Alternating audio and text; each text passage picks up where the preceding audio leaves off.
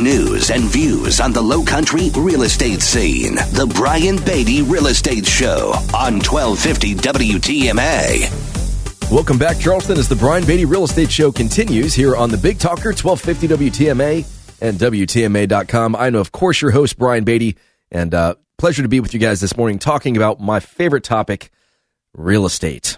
Maybe not my favorite topic, let's be honest. I do enjoy fishing. I do enjoy being a dad, but I love it. What can I say? It's great being here. So I want to talk about what I think is going to happen this year. And before I do that, just very quickly, if you want to reach out to me and you want to just have a conversation about real estate, it doesn't have to be something immediate. You know, in fact, it's so much better when I have conversations with people that say we're thinking about doing something, you know, on this date, and it's several months out. Maybe it's half a year out. Maybe it's a year out. But we just want to start the conversation. We want to have a good idea of what we should be doing between now and then to prepare so that when it comes time, we're not scrambling, we're not as stressed, we're not trying to figure things out on the fly. We have a really solid game plan. I love that. That's perfect for us because it gives us time to do a few things. It gives us time to properly consult you, properly prepare your home for sale, properly find replacement properties for you to buy, allows us to do some marketing behind the scenes without it counting against you and your days on market. Because, you know, in reality, real estate agents that run big businesses have people that they communicate with on a daily basis. We make almost 10,000 phone calls a week on my real estate team. That's a lot of phone calls. That's a lot of conversations. And, you know, if we get 3% of those phone calls to say that they're interested in real estate in some form or fashion, then by industry standard, we have done 3 times as good as all the other agents. The industry standard is that for every 100 people you talk to, if one person wants to do something real estate related, you're doing a good job. And ours is better than that, but it's also because we don't waste people's time. You know, we want to help people, but we also want to build this database out of people that are going to be doing something real estate related at some point in the future. We know what they're looking for, what their motivation is, what their time frame is. And so when folks come to us and they say, hey, we want to sell our house in 6 months, we can go into our database and say, well, who do we know or who have we talked to that wants to buy something similar to that in 6 months? Wouldn't that be nice if you could kind of skip the line and just sell your home to somebody that we've already vetted? So just an idea there. But if you'd like to reach out to me, have that conversation, the number is 843-400-8009. That's my cell phone. It does not go to this radio show. It comes to me personally. Again, that number, 843-400-8009. Or visit us online at listingsincharleston.com. That's listingsincharleston.com. A lot of great information on that website. Or, of course, send me an email, Brian, that's BRIAN, at brianbeattyteam.com. So, let me tell you what I think is going to be kind of some common trends this year. And I think a lot of it is going to revolve around property values. And here's what I mean by that. We now have at least 1,000, probably closer to 1,500 more real estate agents than there are properties available to sell. We are, just in terms of saturation, we are an incredibly saturated real estate market in terms of the number of agents per properties available to sell. One of the most saturated in the country, in fact. And so you have all these agents out here, and please, I am not here to knock agents that are inexperienced. This is me just telling you like it is. But you have a lot of agents out there that really don't know how to price a home effectively. I don't know where they got their training, but it seems like the common thread is to pick a few homes in the neighborhood that are somewhat similar to yours and take a look at their average price per square foot and say, well, here, the average price per square foot is, $180 a square foot. And so here's what we think your home is worth, $180 a square foot. Actually, they're probably going to tell you $190 because agents have a tendency right now, because inventory is so low, to tell you what you want to hear. That goes around a lot right now. It's going to continue this year. In fact, it might get a little worse this year, is that you're going to have agents doing what essentially we call buying a listing. They're going to give you this great presentation, tell you all the things they're going to do to help you sell your house. They're going to give you this pie-in-the-sky number that they want to list it for.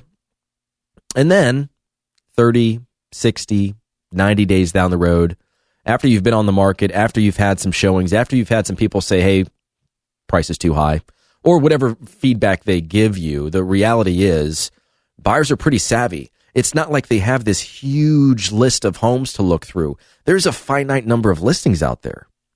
So they're pretty in tune with what homes are worth. And they're obviously in tune with what they think they'd be willing to pay for homes based on comparative shopping. So they're going to know once you hit the market whether you're priced correctly or not. Really what you want a buyer to feel is, hey, I got to go and I have to see this house before somebody else does because I think it's going to sell quickly. I got to make an offer before someone else does because I have a fear of losing it. And when we talk in just a minute about tips for buyers in a seller's market, I'll elaborate on that because everybody wants a deal, right? Everybody wants a deal. Everybody wants to lowball. Everybody wants to see how low the seller will go. Well, I'm here to tell you that's not always the best strategy, especially if you've been struggling to find a house that you really like and you finally found the one. Might not be the appropriate time to lowball and potentially and likely offend the seller. And so I'll get into that a little bit more. And I understand the reasoning, and so we'll pick that apart in a little bit. But I think you're going to have a lot of agents that are really going to struggle with telling you what your home is worth. First of all, because there's more of a lack of data now than there have been in the past few years, because with less inventory comes less closings, which means less data points for us to compare your home against. And in any market, it doesn't matter if it's up or down or flat. Real estate pricing is always going to be the comps that agents use to price your home are old. They're always going to be old. They're looking at homes that have closed within the past 6 months. Okay, that for us is, all right, if I could find something that was just like yours that closed last week, well then, yeah, that's a great idea of what your home is worth, but we still have to compare it to other homes because we don't know their situation. Maybe it was a divorce. Maybe there was something that caused that home to sell for less, which is why we're also looking at days on market. We're looking at the percentage between the original listing price and the ultimate sales price. But anyways, we're comparing these listings and we're going back about 6 months, assuming there's enough data within that 6-month period of time to determine what we believe fair market value is by analyzing each of those properties and the upgrades and the condition and the characteristics of those homes in comparison to yours and making financial adjustments to the value of that real estate in comparison to yours, just like an appraiser would do. We're not an appraiser, so we can't say we provide appraisals, but we use very similar methodology. We don't just take a bunch of homes and group them together and say, here's the average price per square foot, so boom, that's what your house is worth. That is the lazy way of doing pricing, which is why our homes sell for 98.5% of asking price, because we're careful with it. We tell people the truth about pricing and then let them make informed decisions. So I think you're going to have agents that are going to continue to struggle with telling you what your home is worth. You're going to have agents that are going to continue to lead you to believe you can sell it for more to try and earn your trust, earn your business. And then at some point in time, as they're leaving your driveway with the signed listing agreement and they're all pumped up about it, they're also saying in the back of their minds, awesome, now I just hope I can get it to a price where it'll sell. Isn't that horrible? But that's the reality. That's what happens. And unfortunately, we've all been there. Why? Because the sellers are in control. If I tell somebody, hey, I think your home is worth $300,000 or $800,000, whatever the number is, they say, well, we want to try it at $850,000. Okay. I'm not here to say no. I'm here to say this is what this is likely going to look like and we'll try it. But I also am humble enough and realistic enough to understand that I am not the buyer. The seller, of course, is not the buyer. The buyer is going to determine what they want to pay for it. And hey, we've gotten lucky plenty of times with folks that were frankly willing to overpay for the property because they loved it. Is that the norm? Is that reality per se? No, it's not. But hey, I understand it. And sometimes it works. And agents, we have to be able to, eat our own hat every once in a while. I'm not perfect. Nobody is. But anyways, you're going to see a lot of agents that are just going to struggle with pricing. They're doing it right now. You're seeing it in the offers that we're getting on our listings. We're seeing it on the listings that, we go on an appointment and then we find out that somebody else got the listing, but they listed it for literally 15% more than what we suggested, which is such a disservice to the seller in some instances, because that first 30 days that you're on the market is such an important time. It's when all those buyers that have been looking for the right property see your house, and they make an immediate decision. Do they like it enough, and is it priced attractively enough for them to come and view it in person or not? And if they come and view it in person or not, does it hold up to the pictures and the way that it's presented online for them to make an offer? And if your showings are below the market average, or if you're getting a bunch of showings but no offers, then there's something going on there. It's either condition or price.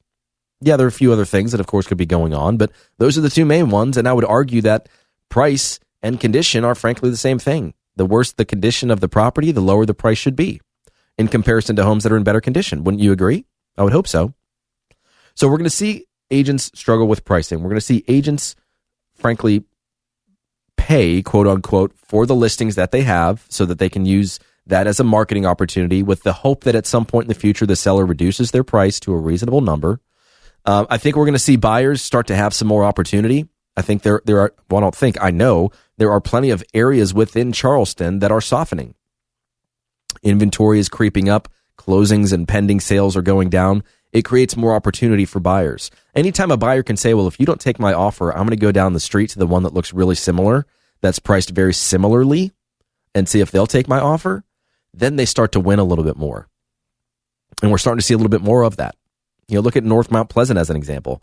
There's a lot of areas in North Mount Pleasant, a lot of neighborhoods in North Mount Pleasant that are saturated, which also means, and I'm going to finish on this, that agents need to get better. The marketing plans need to become more dynamic. But for the most part, they won't. Let's be honest. Most agents are going to do what they've always done. They're going to put it in the MLS. Maybe they take some nice photography. Maybe they pitch it on their Facebook page. Maybe they do an open house. It's going to syndicate to all these other websites. And they're going to hope that a buyer sees it, or an agent that's working with a buyer already shows it. There's really not a lot of proactive work that most agents do when marketing properties, and that's one thing that has differentiated us for years, especially over the course of the past year when we aligned with another company, not a real estate company. It's a data company, a service company of sorts, to help us proactively target potential buyers for our specific listings. It is incredible the amount of information that's out there that we can use to market our listings to very specific groups of people. And so I'll leave it at that. If you want more information on that, or if you want to know what is going to happen this year in your area, you want our opinion. Of course, we don't have a crystal ball, but we know the trends and we know the market. We'd be happy to chat with you about that. My number is 843-400-8009. That's 843-400-8009. Or visit us online at listingsincharleston.com. When we come back, I'm going to give you some tips for buying a home in a seller's market. So stick around. This is the Brian Beatty Real Estate Show on the Big Talker, 1250 WTMA and WTMA.com. Find Brian Beatty online at listingsincharleston.com. The Brian Beatty Real Estate Show continues next on the Big Talker, 1250 WTMA.